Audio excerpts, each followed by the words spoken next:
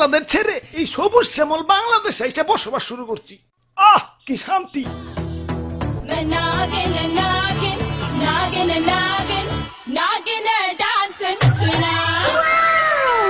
আহ তোমার নাচে সন্তুষ্ট হইয়া তোমারে আমার 101তম বিবি বানাইলাম। যাও বাসর ঘরে অপেক্ষা করো, দুমাইয়া বংশ বিস্তার হবে। হুজুর বাংলাদেশে আইসা তো সেলিব্রিটি হয়ে গেলাম, আমগো কাছে তো কাঁচা বাদাম হিরো আলম ফেল। নেটে ঢুকলেই খালি আমগো ছবি। কও কি? তাইলে তো আমার একটা ইউটিউব চ্যানেল খোলা দরকার। কিরে রাত সবাই তো ফাঁকা ফাঁকা লাগতেছে কে? সেনাপতি কো? ও R15 কিনতে গেছে, লগে একটা গোপ্রো ক্যামেরাও। ও ব্লগিং শুরু করবো। আর মন্ত্রী কো? মন্ত্রী তো বিয়া করতে গেছে, কাপল ব্লগ শুরু করবো। পরে বুইড়া বেডি বিয়া করতে কইও, আর নামের আগে প্রিন্স লাগাইতে কইও, ভালো মার্কেট পাইবো।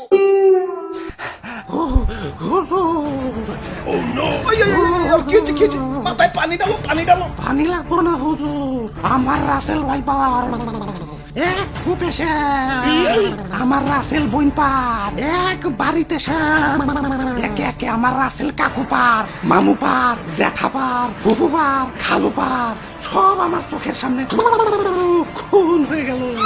কোনো মতে জান্ডা নিয়ে পলি আইছি, লেজের মধ্যে এরা বাড়িও খাইছি। দেখেন না লেজটা হুইল্লা গেছে। এত বড় স্পর্ধা আমার রাসেল ভাইপারদের হত্যা করে, ওরে আমি শুলে চড়াবো। এটা তো শুলে আটবো না, এটা তো ছোটখাটো জীব জন্তু না, আস্তা মানুষ। সামান্য মানুষ দিয়ে ভয় পাইলি? ওই যা ওরে কামড় দিয়ে 150 গ্রাম বিষ ডাইলা দিয়ায়, বাপের জন্মে যাতে সুজা না হারাইতে পারে। ওরা তো একজন না, পুরা বাংলাদেশের মানুষ হেইপা গেছে। আমরা তো মোস্ট ওয়ান্টেড ক্রিমিনাল। গলিতে গলিতে আমাকে পোস্টার লাগানো, ধরতে পারলেই 1.5 লাখ টাকা পুরস্কার। হাই হাই, ও কি এতক্ষণ? হুজুর এইমাত্র খবর পাইলাম মন্ত্রী সাহেব বিয়ার আসরে বউ সুদ্ধা খুন হয়েছে, আর সেনাপতি R15 সহ আটক হয়েছে।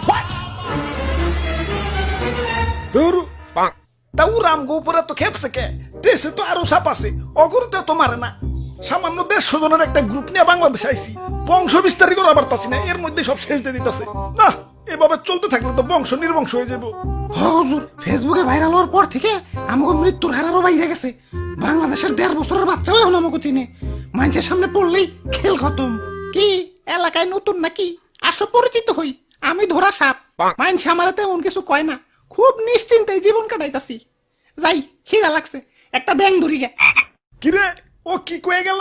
হুজুর ধরা সাপরে কেউ মারতে চায় না, ও বলা প্রাণী তো মাফ করে দেয়। ওই বুদ্ধি একটা পাইছি, বাইসা থাকতে হইলে ধরা সাপ হইতে হইব। মানে মানে কিছুই না, আমাকে প্লাস্টিক সার্জারি করতে হইব। যাও এটা দক্ষ রং মিস্ত্রি ডাইকে নিয়ে হোক।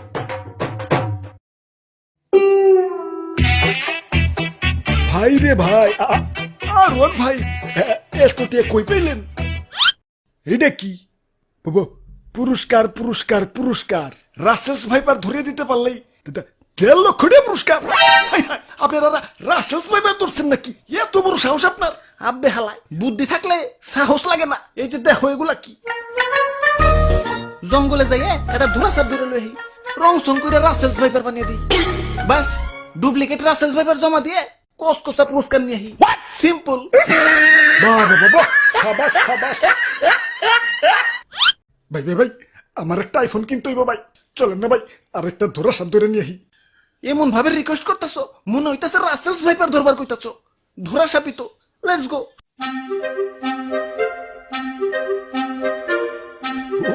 ওই যে ভাই, ওই যে এটা ধরা সাপ।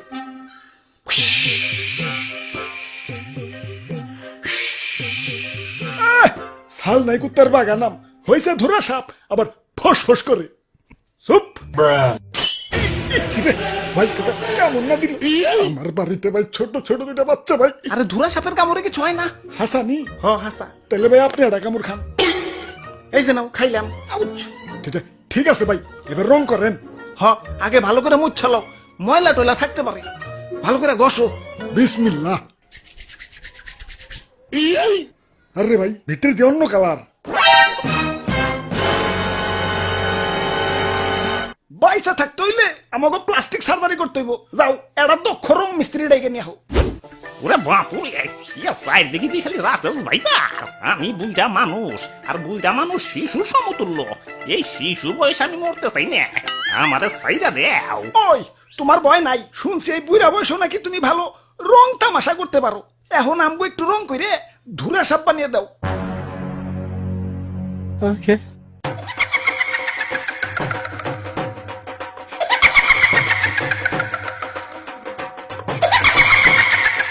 কে কাম হইছে এটা তো ধুরা সাপ না কে রাজানি রং কইরা ধুরা সাপ বানিয়ে দিছে खत्म bye bye tata good bye गया